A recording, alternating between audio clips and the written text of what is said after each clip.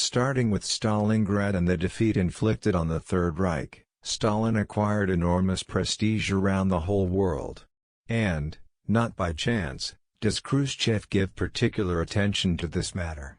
He describes in catastrophic terms the lack of military preparedness by the Soviet Union, whose army in some cases lacked the most basic armaments.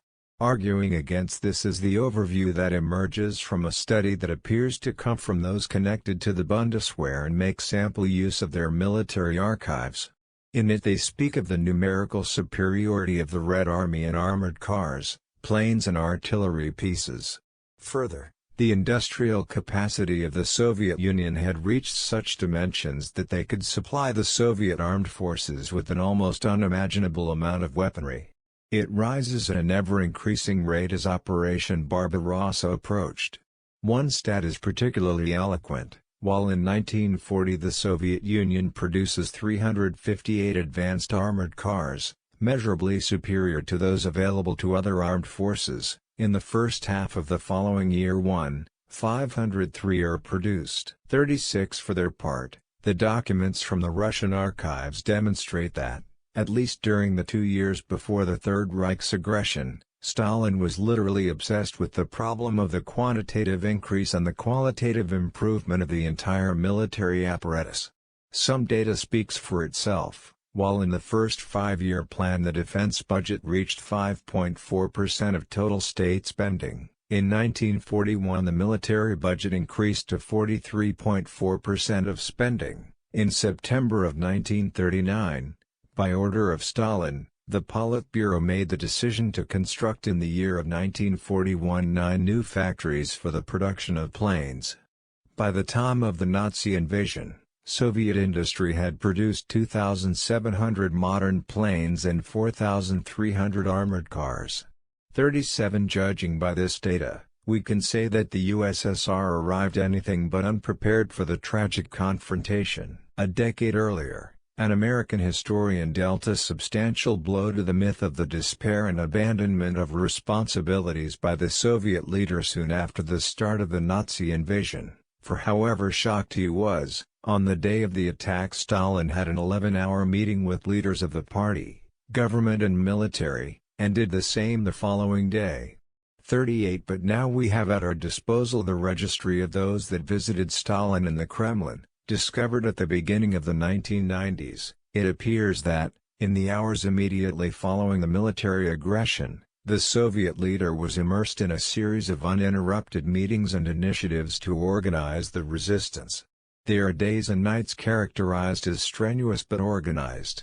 In any case, the entire episode is a complete invention. This story is false. 39 In reality, from the start of Operation Barbarossa, Stalin not only makes challenging decisions, giving the order for the relocation of residents and industrial installations from the frontline areas, but he controls everything in a meticulous way, from the size and shape of the bayonets, to the authors and titles of the articles in Pravda. 40 There is no sign of panic or hysteria. Dimitrov offers the following account in a diary entry: At 7 in the morning they urgently called me to the Kremlin. Germany has attacked the USSR. The war has started. It's surprisingly calm, with resolve and confidence in Stalin and all the others. More impressive yet is the clarity of ideas. It's not only a matter of carrying out the general mobilization of our forces. It's necessary as well to define the political situation.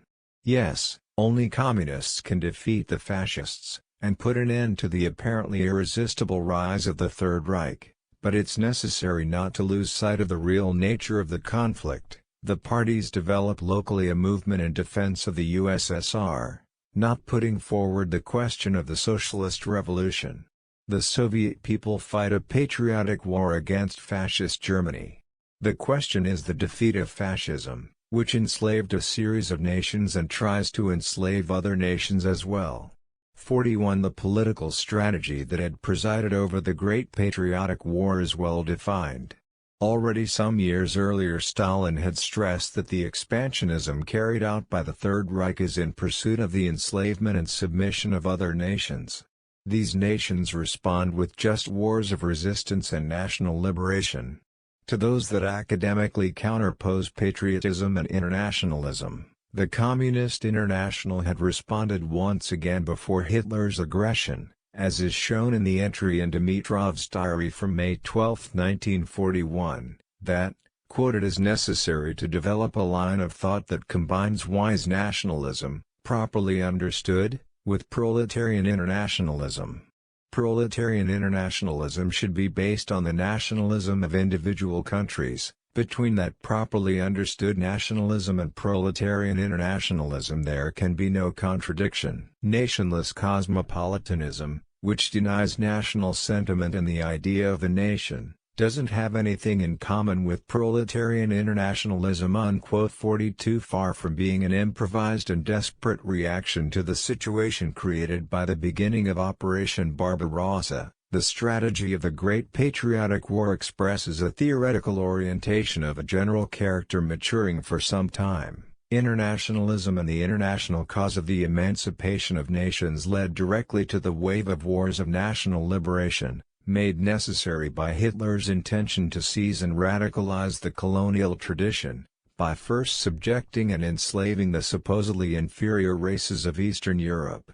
These are the recurring themes in the speeches and statements delivered by Stalin during the war. They constituted important cornerstones in the clarification of Soviet military strategy and its political objectives, and played an important role at the hour of re-strengthening popular morale. 43 They took on international importance as well, as Goebbels observed to his own annoyance. Radio speech on July 3, 1941 earned enormous admiration in England and the United States.